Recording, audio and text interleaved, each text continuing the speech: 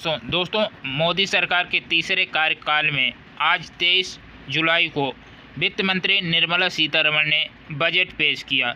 उसमें ईपीएफओ खाताधारकों को कितना फ़ायदा हुआ, आइए हम आपको दिखाते हैं। पहली जॉब पाने वाले की बल्ले बल्ले, सरकार ईपीएफओ अकाउंट में देगी 15,000 रुपये। जाने ये 15,000 रुपये कैसे मिलेंगे। दोस्तों जो भी नौकरी पहली बार पाएंगे उनको जैसे ही ईपीएफ खाता का अकाउंट नंबर मिल जाएगा वैसे ही सरकार 15,000 रुपये उनके डीबीटी के माध्यम से उनके अकाउंट में ट्रांसफ़र करेगी। वो 3 किस्तों में देगी, 5-5 हज़ार रुपये करके 3 किस्तों में 15,000 रुपये नए कर्मचारियों को सरकार देगी। ये आपको सुनाते हैं वित्त मंत्री निर्मला सीतारमण जी ने क्या कहा। Employment linked incentive. Our government will implement following 3 schemes for employment linked incentive as part of the Prime Minister's package. These will be based on enrollment in the EPFO and focus on recognition of first-time employees and support to employees and employers. Scheme A, first-timers. This scheme will provide 1 month wage to all persons newly entering the workforce in all formal sectors.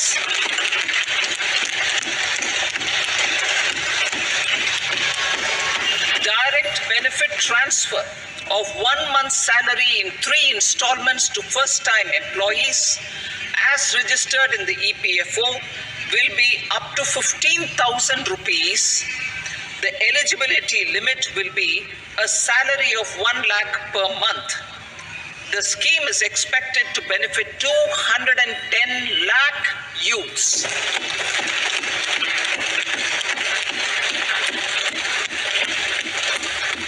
Scheme B, job creation in manufacturing.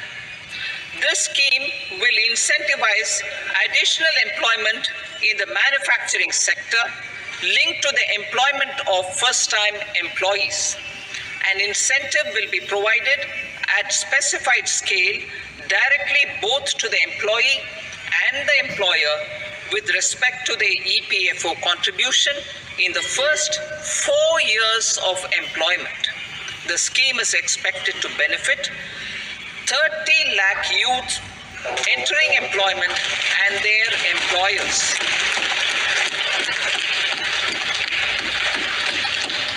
Scheme C, support to employers. This employer-focused scheme will cover additional employment in all sectors. All additional employment within a salary of 1 lakh rupee per month will be counted. The government will reimburse to employers up to 3,000 rupees per month for 2 years towards the EPFO contribution for each additional employee. The scheme is expected to incentivize additional employment of 50 lakh persons.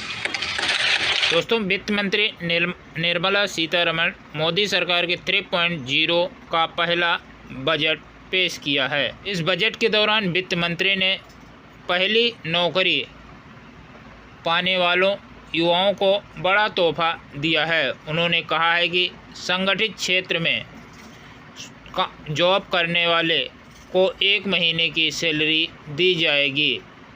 1 lakh रुपए से यदि कम salary होने पर EPFO में पहली बार register करने वाले लोगों को 15,000 रुपये की मदद दी जाएगी, वो भी 3 किस्तों में डायरेक्ट डीबीटी के माध्यम से अकाउंट में ट्रांसफ़र की जाएगी। देखें वित्त मंत्री निर्मला सीतारमण ने टैक्स भरने वालों को कितने टैक्स भरना पड़ेगा जाने। 0 से 3 लाख रुपए सालाना जिनका इनकम है उनको कुछ भी टैक्स नहीं देना है, 0 है। 3 लाख से 7 लाख सालाना जिनका इनकम है उनको 5% टैक्स भरना पड़ेगा। वहीं 7 से 10 लाख जिसका इनकम है उनको 10% का टैक्स भरना पड़ेगा। वहीं 10 से 12 लाख का इनकम वालों 10 से 12 लाख वालों को 15% टैक्स भरना पड़ेगा। वहीं 12 से 15 लाख वालों को 20% टैक्स भरना पड़ेगा। 15 लाख से ज़्यादा वालों को 30% टैक्स भरना पड़ेगा। इस तरह टैक्स में बदलाव किया गया है।